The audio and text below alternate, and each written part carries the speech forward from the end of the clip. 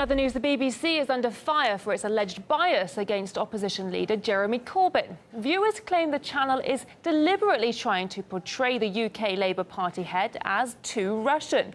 Anastasia Churkina has the story.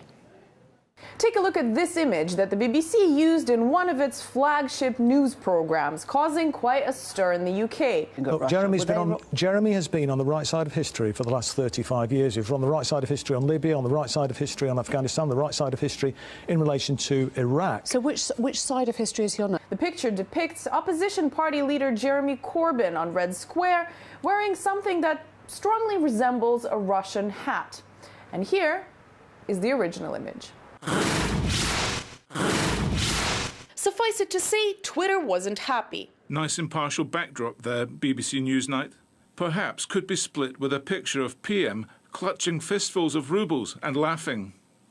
That backdrop is some absolutely shameful stuff. Asking for international cooperation and strong evidence before we ramp up war rhetoric. Is Russian collusion now, is it? Shameful. Columnist for The Guardian and Corbyn supporter Owen Jones pointed this out to the BBC on air. Yesterday, the background of your programme, you had Jeremy Corbyn dressed up against the Kremlin skyline. No, he's got to make this point. Dressed up as a Soviet student. It was a real picture of Jeremy Corbyn. You even photoshopped his hat to look more Russian. This part of the debate was left out of the version posted online, something that also didn't go unnoticed. The BBC denied photoshopping the image of the Labour Party leader. But then Joe Mome, a top UK barrister, himself a Corbyn critic, threw his weight behind the claims of BBC bias.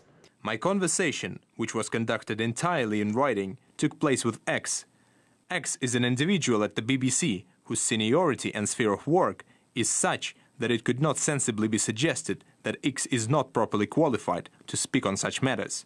X talked explicitly and unambiguously about how criticisms of Corbyn that the BBC could not voice were deliberately coded into imagery.